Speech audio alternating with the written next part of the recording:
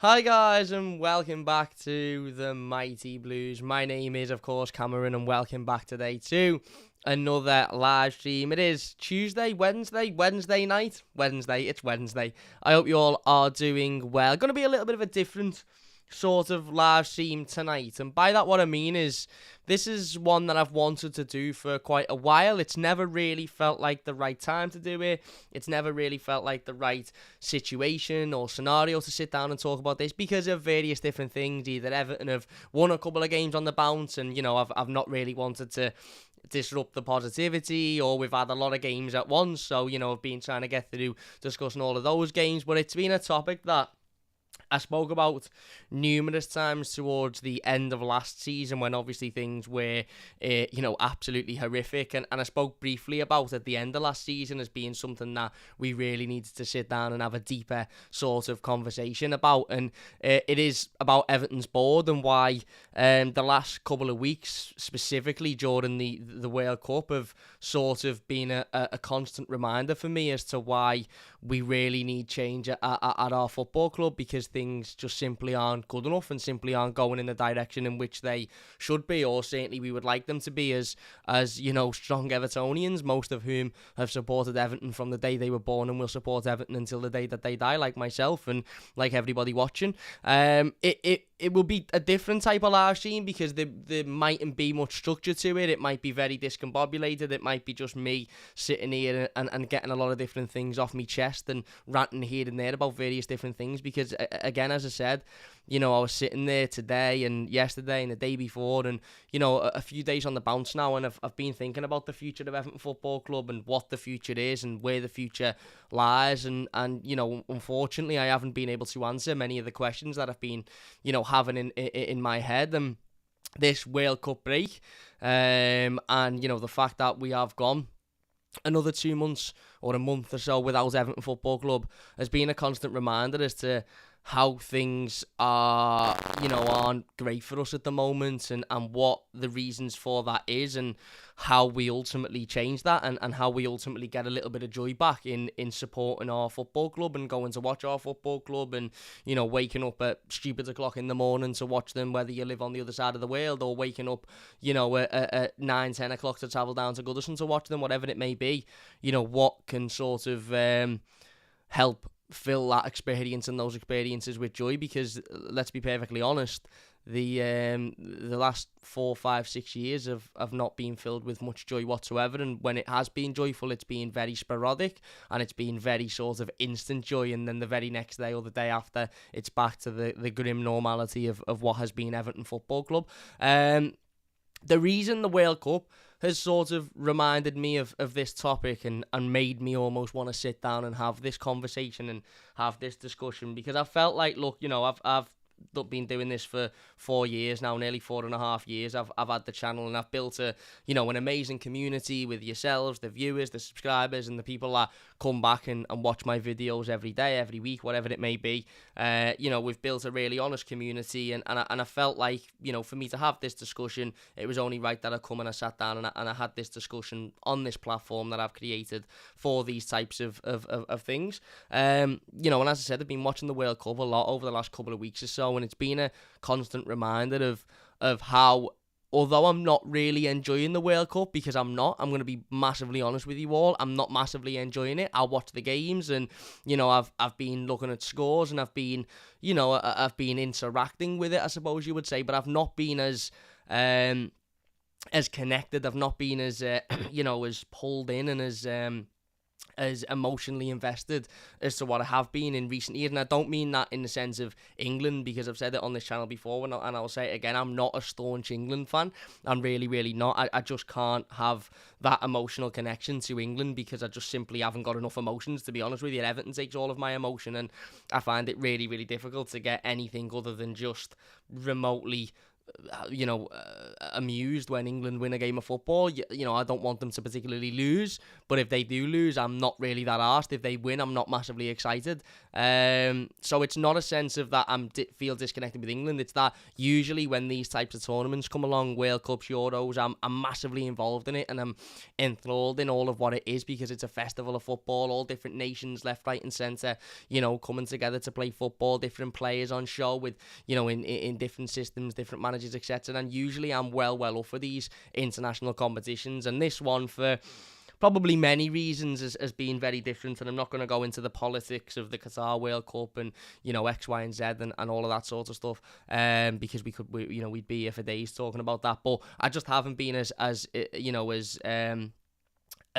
interested in this competition as to what I have been in previous World Cups and Euros, and I think a lot of reason for that, okay, you could say obviously a lot of the reason for that is because of the controversy surrounding the World Cup, and it should never have been in Qatar, and again, the stance against everything that has been going on. But a big reason for it as well, I think, is because I just haven't really been interested in football, and the break from Everton was such a sort of I don't want to say joyous thing, because that's probably not the right word, but I was so glad to have had a break from Everton Football Club and the constant sort of anxiety and stress and upset that Everton was causing and has caused for the last 12-18 months or so, that I couldn't just switch off from that and go, right boss, I'm going to enjoy some international football now, because any type of football was a constant reminder of what we go through day in, day out as Evertonians, and the worry and the stresses of the moment. And as I said, that has all sort of accumulated in my brain to make me think we really need to sit down and have a conversation about change. We really need to sit down and address the problems at this football club, because modern day football, unfortunately, in the way in which modern day football is played, and the way in which modern day football is ran, is that any one given manager is only 3 losses away from being under pressure, 5 losses away from getting the sack, 4 wins away from winning manager of the month and being the best thing since sliced bread or sliced veg, if you want to quote a really strange Jack Grealish quote. Players are only ever 3-4 bad games away from being replaced in the team and never being seen again, or they're 3-4 good games away from negotiations of a new contract. And it's all very, very impulsive, modern day football. It's all very much change, constant, and it's like every single football club at the moment, and I feel like Everton have been very much guilty of this in recent years, chasing that sort of, I don't want to say the Chelsea sort of prototype, because that may be a little bit harsh on Chelsea, but it is the Roman Abramovich Chelsea prototype of, if it doesn't work or it's not working instantly, and by working I mean if you're not winning games of football and you're not challenging for trophies, then change. No room for giving a manager time and allowing a manager to come in and set his stall out and sort of integrating his ideas into the football club. It's got to be instant success, or you're out and somebody else is in. And I feel like because football clubs are certainly in this country saw how successful that was for Chelsea, because regardless of whether Chelsea Football Club are a great football club to work for, regardless of whether people agree with the way in which Chelsea were run under Roman Abramovich, Chelsea Football Club under Roman Abramovich won more trophies than any other football club in the country. League titles, Champions Leagues, Europa Leagues, FA Cups, and the measure of success in football is winning trophies, isn't it? The measure of success in football is, being able to look back as a fan and go, well, I'm 20 years old and I've seen Chelsea win 3 Premier Leagues, 4 Premier Leagues, 2 Champions Leagues, a European Cup, etc., etc. And yes, whilst you may be able to say, yeah, but you sacked Carlo Ancelotti in the the Sunderland Goodison, or you sacked Roberto Di Matteo after he won a Champions League, or you sacked Jose Mourinho 2 or 3 times, you still measure success on trophies and ultimately what your football club has won. And I feel like a lot of football clubs are now sort of trying to adopt that Chelsea prototype, or that old Chelsea prototype, should we say, under Roman Abramovich, of constantly chopping and changing. And that's why within football you are only as a manager a couple of games away from being under pressure. Also, the media thrive off managers being under pressure in this country because they get their stories, they get their clicks, and we all know that there's certain football clubs that a lot of very influential members of the media just simply do not like or simply, do not take to. And therefore, when their manager loses a couple of games, there's reports and there's, articles and there's this, that and the other about why the manager's under pressure and why he should be sacked and why fans are turning on him, etc., etc. It doesn't happen with other football clubs,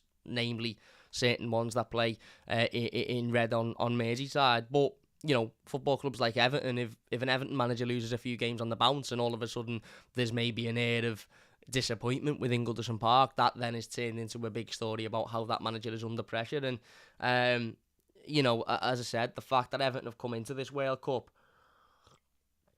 off the back of, 3 defeats, 2 in a week to Bournemouth and then obviously 1 to Leicester, has meant that there has been pressure on the manager. Rightly or wrongly, there's been pressure on the manager, and it means that when we come out of this World Cup and we play, Wolves and City and and Brighton, and then obviously Manchester United in the FA Cup, which we now know about, if Frank Lampard doesn't pick up positive results in those games, there'll be likely more pressure on him, and who knows where we are within modern day football. Everton just about survived relegation last season, and we made a managerial change in January. So if Frank Lampard loses the next 3 games on the bounce, is there anybody watching that can confidently say he would still be the Everton manager, rightly or wrongly?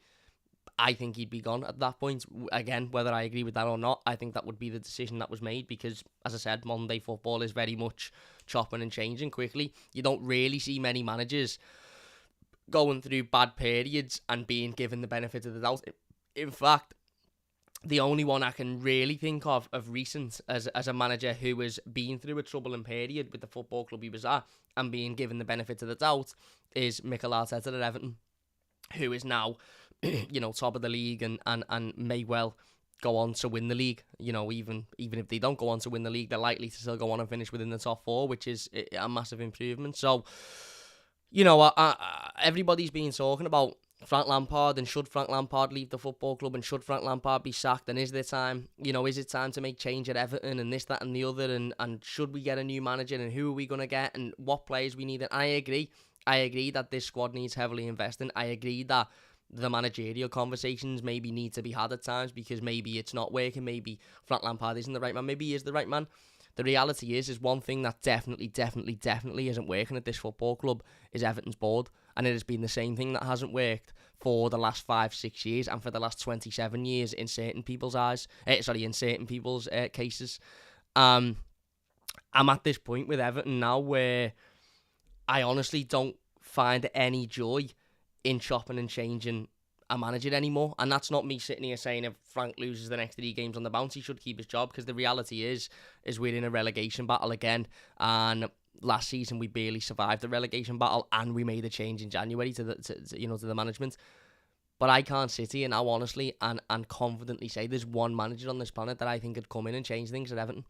I really, really can't, because I just think the trajectory of the football club and the the future of the football club is simply in the hands of the wrong people, and that's not in the hands of the wrong manager, that's not in the hands of the wrong players, it's in the hands of the wrong people at the top of the football club. I think you could put Jurgen Klopp in charge of Everton and I don't really think much would change. I think you could put Pep Guardiola in charge of Everton and I don't really think much would change. I think you could put Lionel Messi in Everton and I don't think much would change. Erling Haaland, Kylian Mbappe, I don't think much would change, because I think the issue comes from the top as opposed to the bottom. And that's not me sitting here saying that the manager hasn't got any issues or the playing squad haven't got any issues. Of course they have.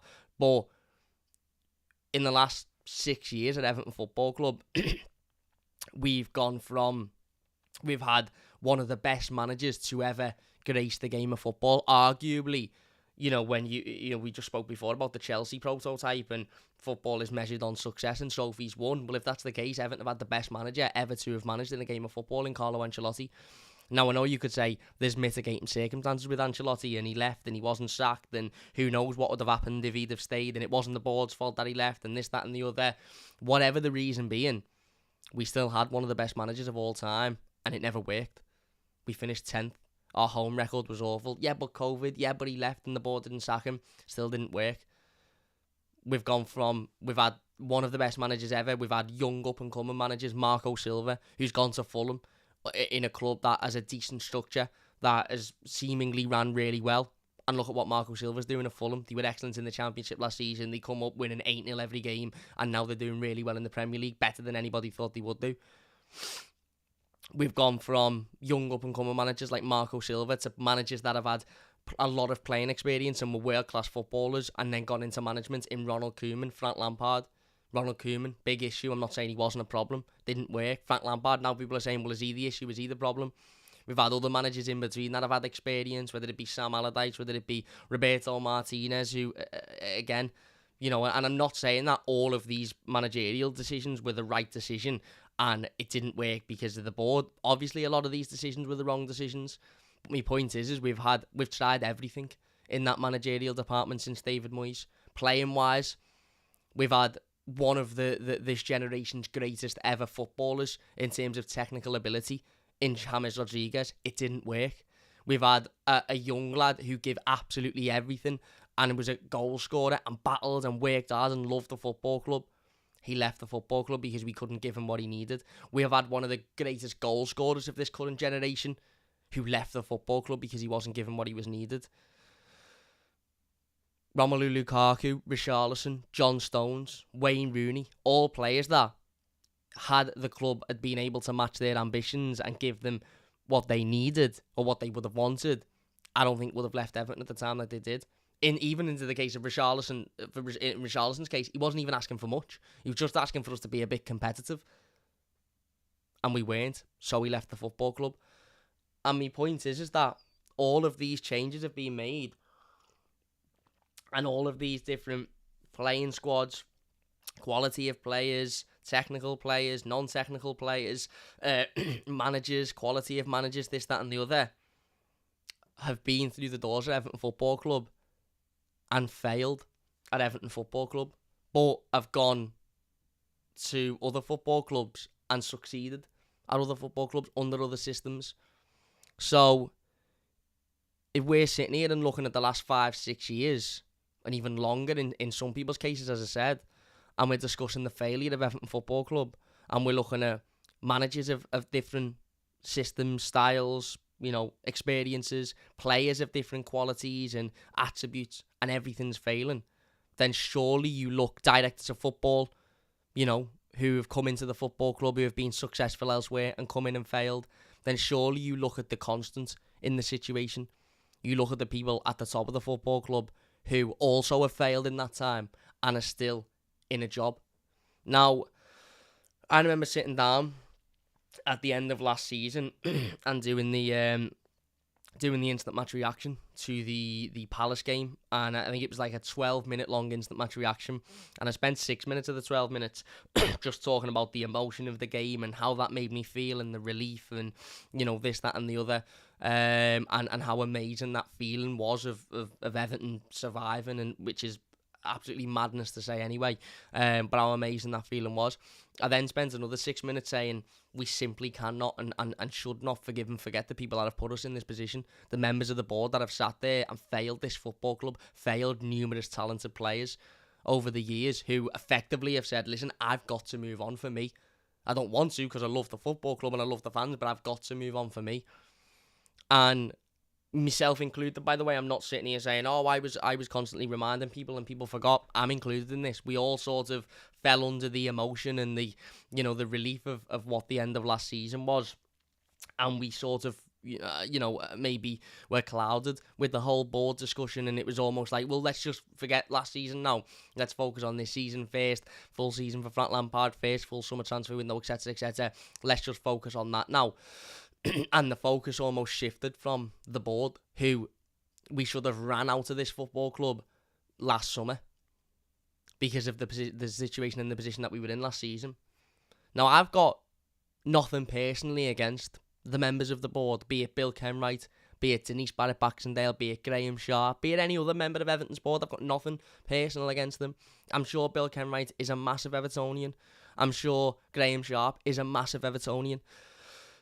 The reality is these people have proven time and time and time again that they are incapable of running a successful football club. They are incapable of having what it takes for this football club to take that next step.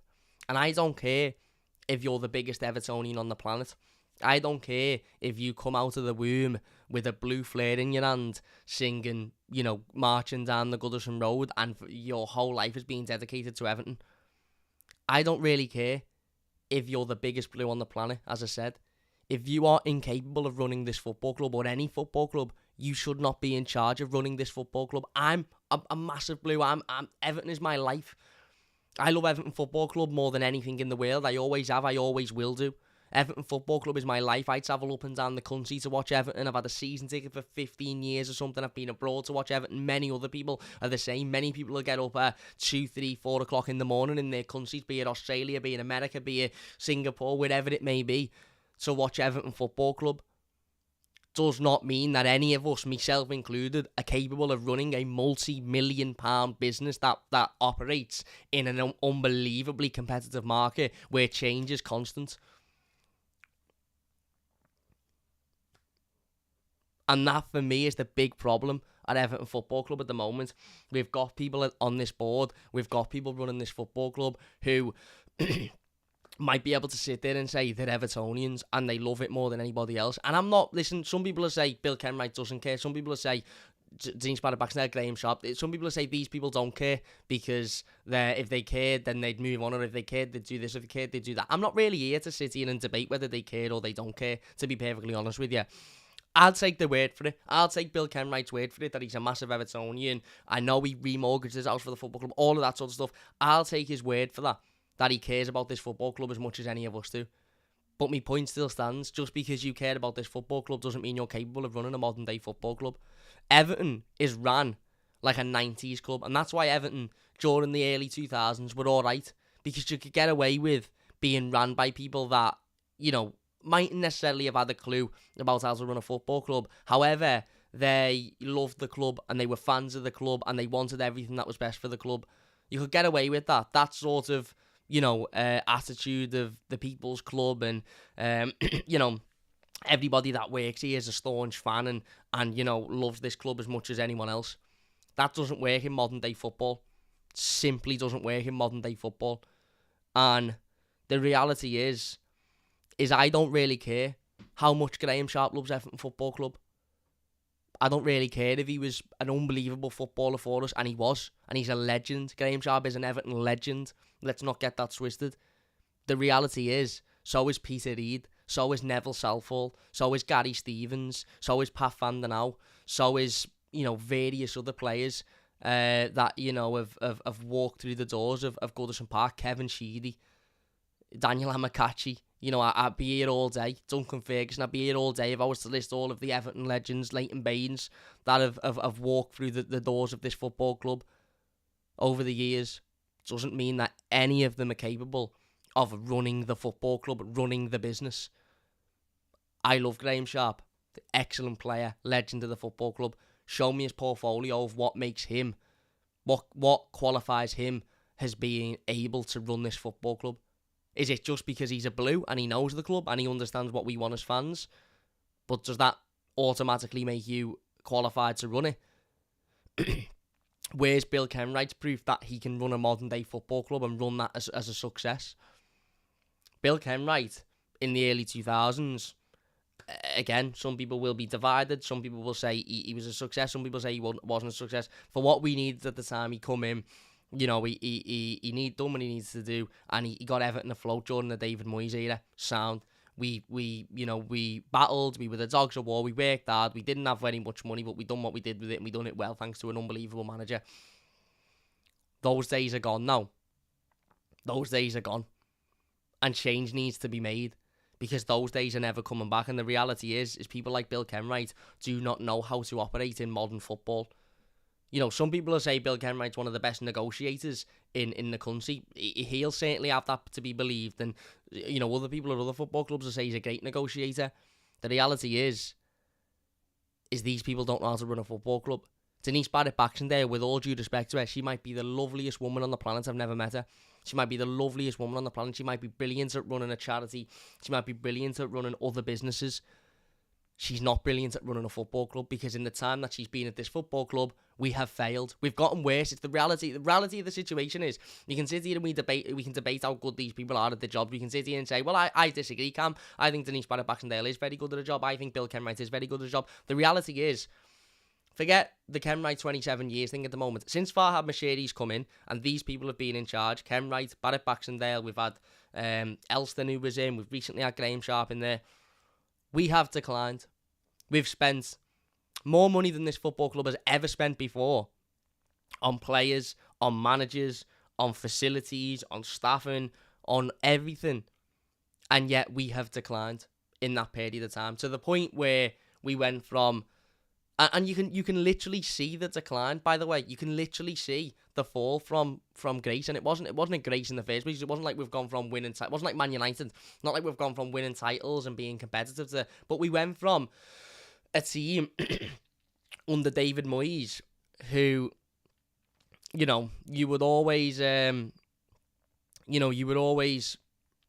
looking at finishing in the top 6 to 8 in the league. If we finished below 9th under David Moyes, it was a failure of a season. Fucking hell, if you were to say to me now, Cam, Everton finished 9th this season, bloody hell, I'd run around the park screaming and shouting for the next 4 hours. But 9th was a bad season under David Moyes. Wonderlust gets it spot on. We've gone from best of the rest to fighting for our lives. We were constantly top 5, top 6, before it was top 5, top 6, when it was top 4, ironically. Under Moyes, Martinez come in, we had that one season. We then sort of had a period under Martinez and Koeman where it was 11th, 12th. The sort of the shock was finishing in the bottom half of the table. Wow, Everton could finish in the bottom half of the table. What's that about?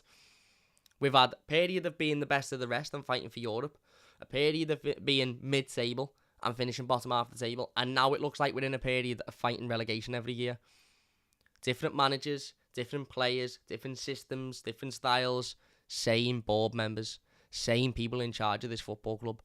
And I'm sorry, but modern day football, you cannot run a football club on the basis of that.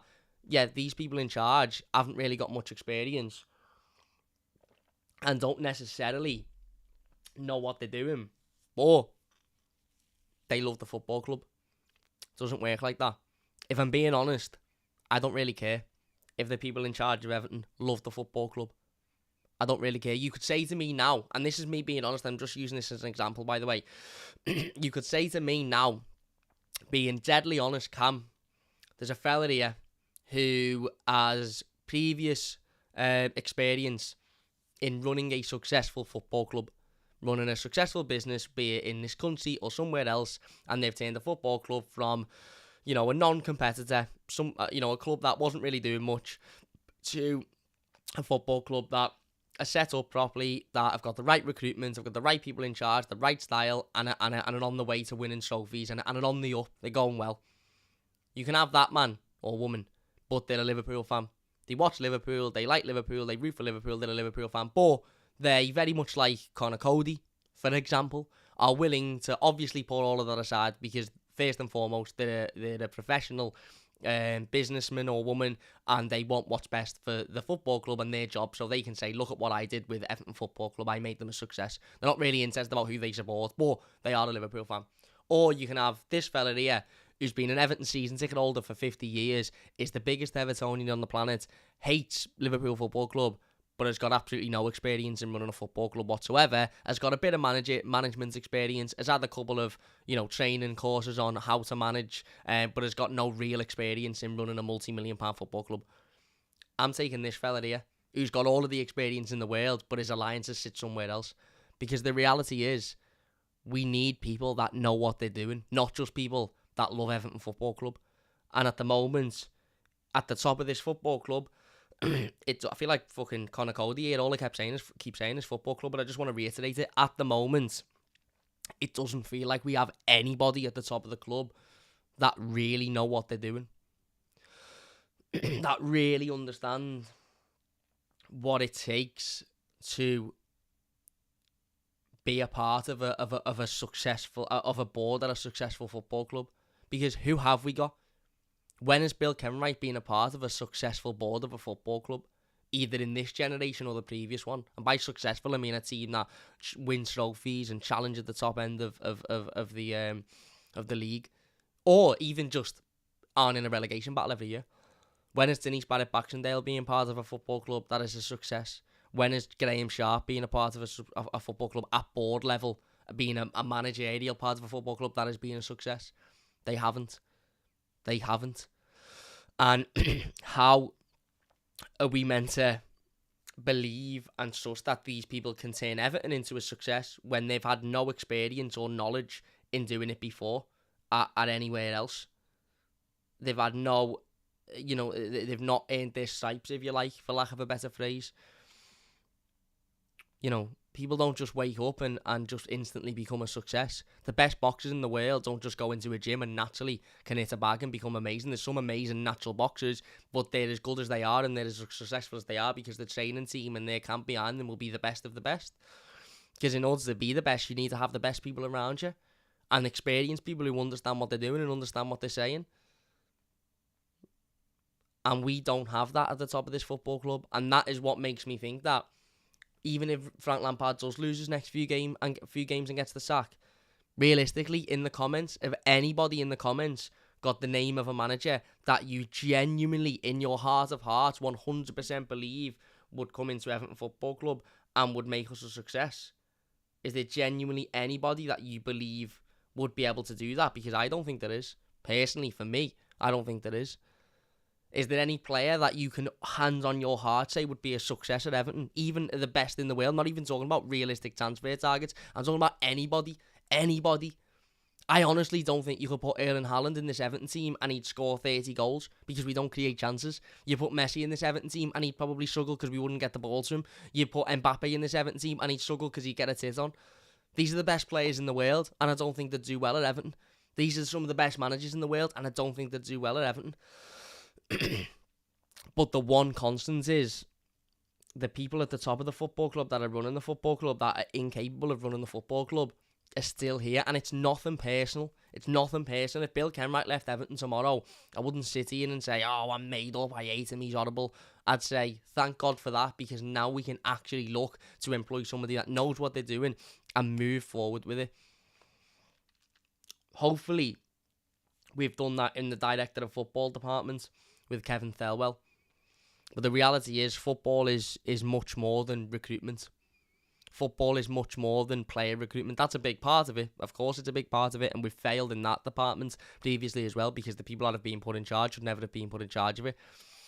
But little things like marketing, little things like, one example is I was on the watch-along for the Portugal-Uruguay game with Ped the other day, and Ped and Mike Cosgrove were talking about the, again, something completely unrelated to actual on-the-pitch stuff, but important, talking about going into town, and Ped's missus, Sam, had gone into Liverpool City Centre, and I'd walked through Liverpool 1 and saw that the Liverpool shop had all of their Christmas decorations up. Obviously, saw from an outside, because I'm sure she didn't go in, but saw that the Liverpool shop in Liverpool 1 had all of the Christmas decorations up, was done well, was advertising all of their, Christmas stock, jumpers and hats and scarves and etc., and look really warmly and really sort of time sensitive to the time that we're in, end of November, Christmas time. The Everton shop next door didn't have any Christmas decorations up. No sort of Christmas gear in stock, i.e. hats or scarves or whatever. Even bits of the training gear that are available online, not available to buy in the shop. Now you might say, well, you're just picking at stuff, that's just stupid. But it's not, is it? Because it's all part of the way in which this football club is run. It's all part of the little things that set the right impression. What are you going to do if you're an Everton fan and you're walking through the centre of town and it's cold and it's winter and you've forgot your hat? I'll just nip into the Everton shop and I'll get one of these hats that I've seen on sale in the window as I've walked past. Or I get one of these woolly jumpers for Christmas Day. I really like this. Or, oh, there's that new training gear that I've seen on the internet, but I didn't order. I'll buy it here now while I'm here. Or if you're a tourist in the city, let's go and have a look at the club shops. Oh, the Everton shop's got all its new gear in for Christmas. Let's go and get some bits. It's all impression. It's all keeping with the times. It seems like Everton are always, always 3, 4, 5 steps behind everybody else, every other football club. with what's going on at the moment. And I'm not saying that we're the only poorly run football club in the league, because we're not by any sense of the imagination, but I don't really care about how well or how not well other football clubs are ran. I care about how well or how not well Everton are ran, because I'm an Evertonian. And I know full well this football club isn't ran how it should be. And that cannot continue to carry on, because we won't win trophies. We won't have success, regardless if you bring in Pep Guardiola, if you bring in Jurgen Klopp, if you bring in Carlo Ancelotti back, if you keep Frank Lampard, or if you bring in, I don't know, bloody Michael McIntyre. We won't have success under any manager. We won't have success under any group of players unless we start to run this football club like a proper modern day football club. And that's just an example there of something that isn't related to on the pitch stuff, but is a massive failure. Do you know, when I heard that story, I felt embarrassed. We're already in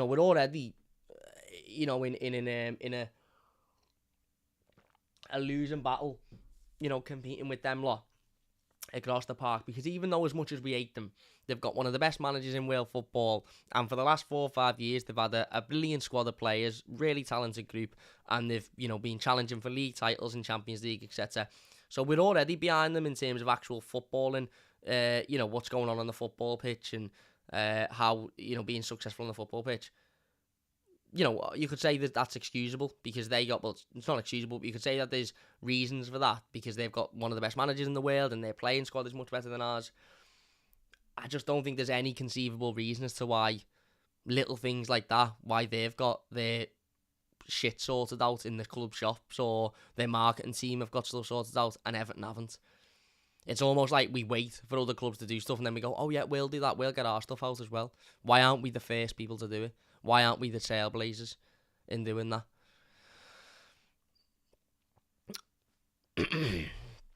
It's just a combination of issues, and the only thing that changes is the manager and the director of football and the players, and the hope that will change everything. And that's fine, and it might do. One day we might stumble across a manager that comes in and is that good that we win everything. It's not going to happen.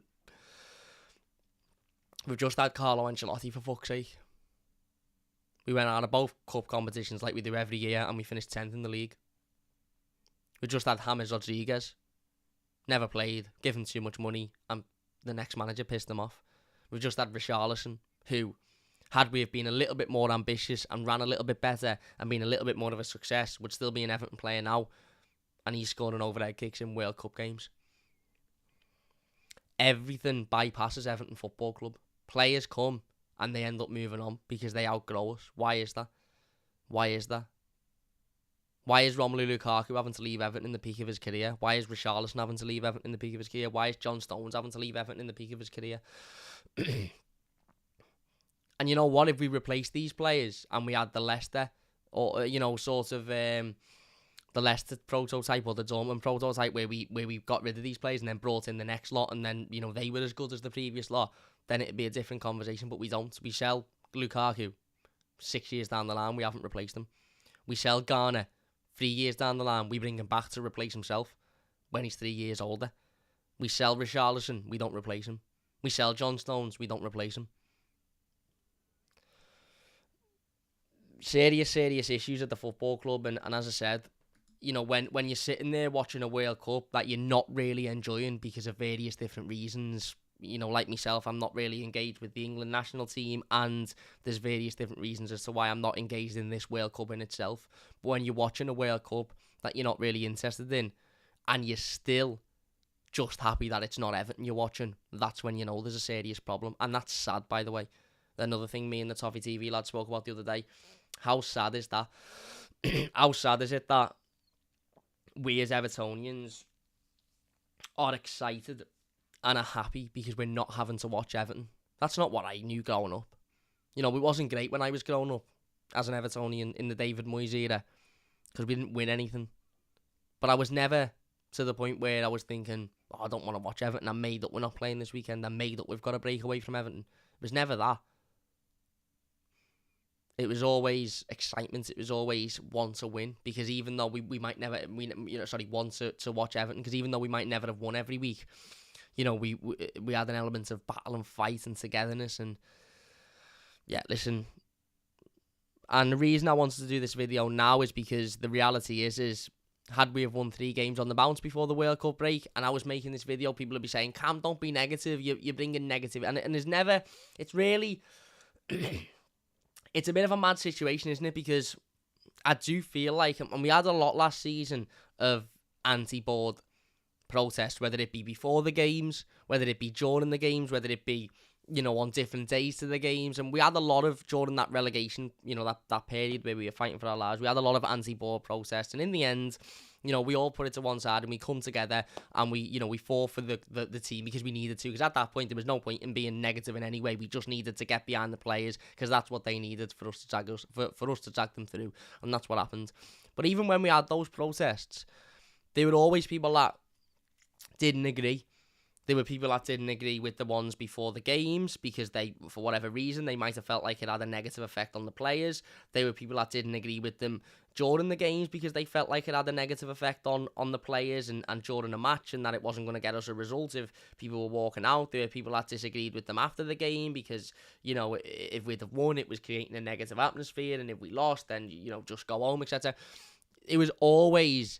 And, people are always going to have opinions, and that's fine, but there were always different groups of people that disagreed with different ways of protesting and different ways of sharing our frustration, which is mad because I honestly don't think there's one Evertonian on this planet that would be able to sit here face-to-face with me and say, I'm happy with the Everton board, and I think the Everton board are doing a good job. I don't think there's one. I really, really, really don't. And yet, it was also divided last season as to how we get that message across, how we voice that opinion. And by so divided, I don't mean there was a couple of people that disagreed with it and everyone else agreed with it. I mean, it was literally every single time there was a protest or a form of voicing your opinion. It almost seemed, and it obviously wasn't, but it almost seemed like it was 50-50 on people that agreed and people that disagreed. We all agree with what needs to happen, but it's like we don't agree with how we voice that and how we get that across. And as I said, if you talk about the board after a win, it's almost, don't be talking about that because we've won and we want to, we want to look positively and we want to look towards the future positively. You do it after a loss and it's almost like, well, why are you only bringing it up after a loss if that's the problem? And that's the point of this video is we haven't lost the game, we haven't won a game, we've not played a game for 3 weeks. We don't play a game till Boxing Day, which is another month away, near enough, 27 days away. But I wanted to do this video now because it was very, very easy for us to get lost in the excitement and the joy of, or the relief of what the Palace game was last season and get behind the manager and sort of focus on the positivity of it all. The reality is, and I don't think anybody can disagree, is there needs to be wholesale changes made at this football club, and I honestly don't think there will be any form of success until wholesale changes are made at the top of this football club. If Bill or Denise or Graham Sharp or anybody else at the top of that football club are listening now and don't like what I'm saying or disagree with me, firstly, I don't really care because I'm an Evertonian and I'm entitled to me say. But secondly, please provide me with the evidence that shows that you are capable of running this football club successfully, because I can provide you with all of the evidence that shows that you're not. I can provide you with all of the evidence that shows that since various members have been in charge or since various things have happened to this football club, we've spiraled downwards massively, and to the point where we're now possibly in our second relegation battle in the last 2 years, and we mightn't be as lucky to get out of this one as we were last season.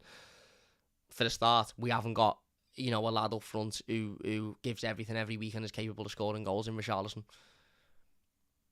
So if anybody at Everton are watching and are going to get a little tit on and think, oh, we don't like him, we're not going to prove to me, show me why you're capable of running this football club successfully. Tell me why there isn't Christmas gear in the Everton 1 shop in Liverpool 1, but there is next door in the Liverpool shop. As I said, if we can't compete with them on the pitch because they've got an unbelievable manager or because they're further down their process or because of their playing squad, whatever, then we should at least be able to compete with them off the pitch and make sure that everything they do, we do better. But we don't even do that. We really, really don't even do that.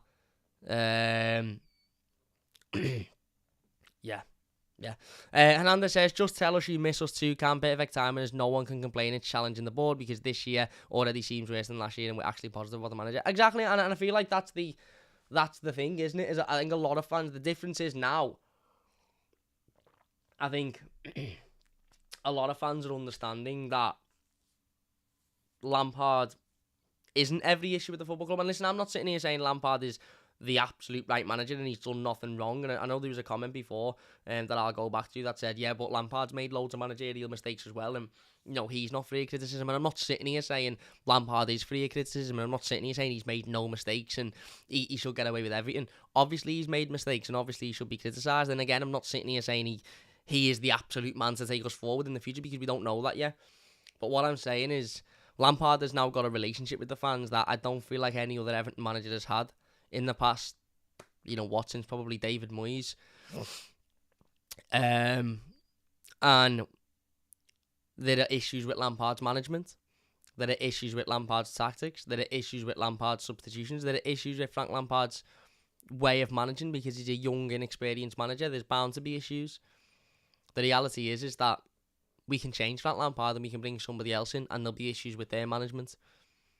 In the same way as that we changed Rafa Benitez for Frank Lampard. In the same way as we lost Carlo and put Rafa Benitez in the same way as we changed Marco Silva for Carlo Ancelotti. It's all just a never-ending, perpetual cycle of just shite and nonsense. And managers lasting 18 months in the job. Silva, Ancelotti, Benitez didn't even last 12 months. Lampard will be 18 months if he is to be sacked in the next month or so, whether he will be or not. Again, I'm not saying that he will be, but I'm saying if he is, it'll be that 12 month sort of cycle. But there's people at that club who've been there 6 years, 4 years, 27 years, and are getting away with murder. It's almost as if like, well, it's not us. We're not doing anything wrong. We're doing everything right. Well, are you? Because even if you were to say, well, people will say, well, the players aren't the board's fault, or the fact the players aren't working well, or the fact, Frank Lampard makes a bad managerial decision isn't the board's fault. All right, sound. Absolutely sound. Why are Everton getting everything else wrong then? As I said before, and my big point of this video is gone of the days of being able to put people in charge of football clubs that love the football club, and the reason they're there is because they've got a bit of experience, they've done a couple of management courses, and they're a staunch Evertonian. I don't really give a fuck if you're a staunch Evertonian, if I'm being honest, because you know what? There's 40,000 staunch Evertonians at Goodison Park every week. There'll be 55,000 staunch Evertonians at Bramley-Moore when we move in. There's millions and millions of staunch Evertonians across the world who get up at 2, 3, 4, 5, 6 o'clock in the morning to watch Everton. We don't need a staunch Evertonian in charge of our football club. We need somebody who knows what the fuck they're doing and how to run a football club successfully. Do you think the people in charge of Liverpool are staunch Liverpool fans? No, they're just really, really good at what they do. Do you think the people in charge of Manchester City are staunch Manchester City fans? No, they're just really, really, really good at what they do. Do you think the people a massive example, was Dan Ashworth a staunch Brighton fan? No. Because he went there, he was a success there, and then the minute Newcastle come knocking with more money, he left. He's not a staunch Brighton fan, is he? He's a really, really, really good director of football or whatever he is there, and he's being taken by a club that can offer him more money. Football doesn't run on, yeah, but we've got an Everton fan on the board, or our owner's an Everton fan, our chairman's an Everton fan, our CEO's an Everton fan, we've got an ex-player on the board. If none of them have a fucking clue how to run a football club successfully, then it doesn't mean anything, does it? It doesn't mean anything. Connor Cody is a Liverpool fan. We know this. This is fact. I know we had the little thing with Jordan Henderson in the England camp where he said, I'm a blue and this, that and the other. And that's because he's obviously going to say that because he now plays for Everton and this, that and the other. We all know Connor Cody's past. We all know he grew up a Liverpool fan. We all know he used to play for Liverpool. Connor Cody come in and went, forget that, fuck that. In fact, don't even ask me about that because it pisses me off. I'm here and I'm going to give everything for this football club because I'm a professional and that's what I need to do. And yet, since coming in, he's been a complete revelation. He's been somebody that we've been searching for years and years and years and years. And nobody's even entertained the fact that he once supported Liverpool now. And I'm not saying go and get a load of Liverpool fans that know how to do the job. I'm just using Liverpool as an example of the fact that it really doesn't matter what football club these people support. They just need to understand how to run a football club successfully because the people we've got at the moment don't understand that. Yeah, I told you it'd be a little bit of a rant. I told you it'd be a little bit discombobulated and skew but I just felt like this conversation is being needed, to be honest with you. I really did. Harold says Everton recruitment stinks. Trossard was offered to Everton for 15 million and they turned their face. Didn't press enough for Kudus and Gakpo, and now we'll never see them again. I think, in all fairness to Everton's recruitment, I think the Kudus situation was more Ajax not letting him leave, to be honest with you. I don't think that was really anything to do with Everton. Gakpo, again, listen, but this is getting into the territory of it being recruitment's fault, and it is mad football, because when it's not working, it's always, recruitment and manager. They're the two people that are in charge. The director of football and the manager. And I'm not saying that hasn't been the case in the past, and I'm not saying that we all know the playing squad isn't good enough. We all know some of the manager's decisions haven't been good enough. The reality is that, football ultimately, and in like any business really, success comes from the top.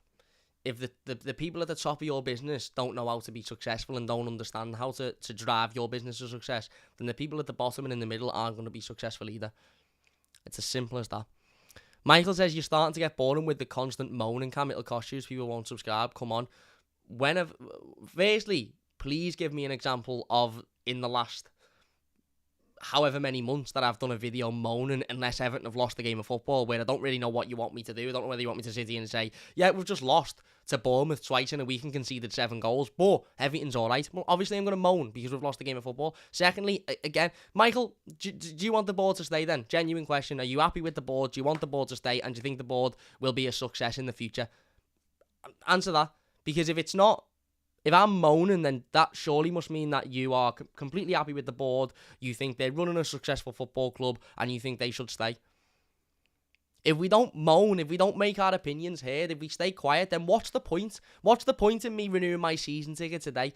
My season ticket, like everybody else's, has gone up by 100 quid or 30 quid or whatever it's gone up by. I haven't even looked at it. Do you know why I haven't looked at it? Because I know for the absolute fact that I will be renewing, and some people can't because of financial situation, and I understand that, and I don't judge anybody that can't, and I'm not going to sit here and gloat that I can. And the point is I didn't even look at the price because I knew I was renewing anyway, because this is my football club and I will never not renew it as long as I can.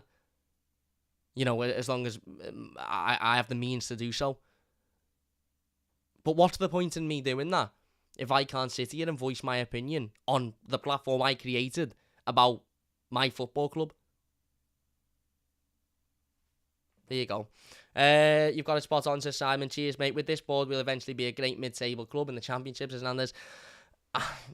I don't even, as much as I don't even want to think about being relegated or going to the Championship, I'm not even sure we'd be that, to be honest.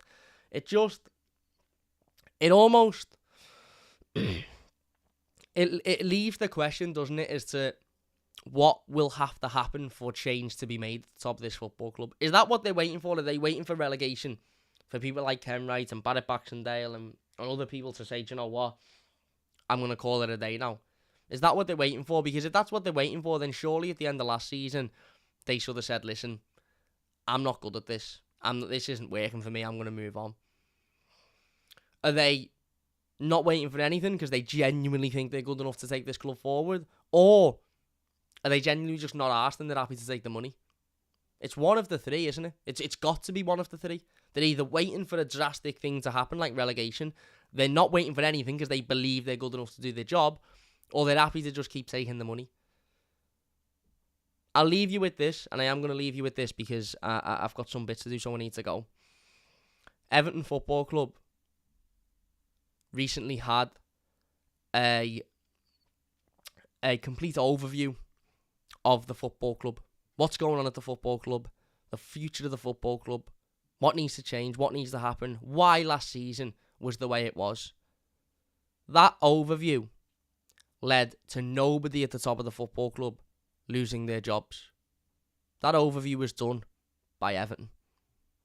To put that into perspective, that's like somebody filing a report of corruption in a massive organisation, and that organisation doing their own investigation on the report and coming back and saying, "No, I don't know what you're talking about, there's no corruption."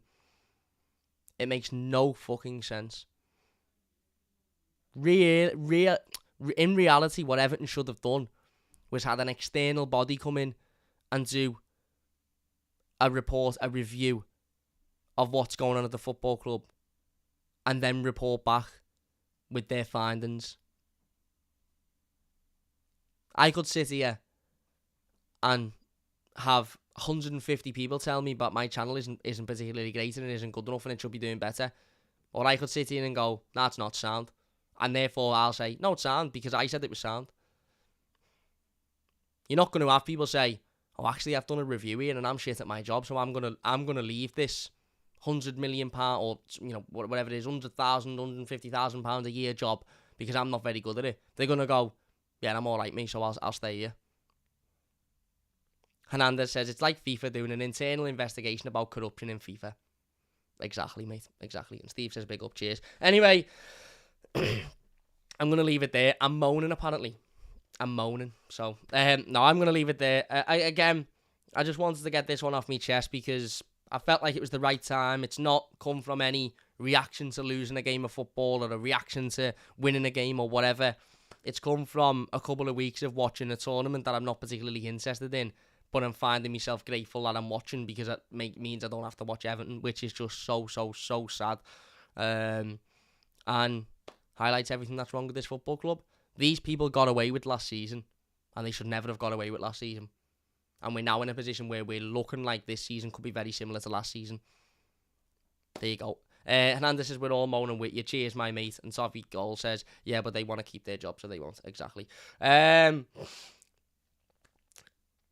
They do want to keep their jobs, but again, that's down to the owner then, isn't it? To say, this is my club, this is my investment, this is my money, and you aren't doing well with it, so I'm going to put the investigation in place. But the owner is just, he's that idiotic that whatever he's told by the people in charge, he believes. So anyway, we're going to leave it there. If you have enjoyed it, please do hit that like button. We will be back over the next couple of days. I do want to talk a little bit more about Everton and the playing stuff, and we're going to do a news video over the next day or so as well, just going through the latest bits and bobs of news like we usually do.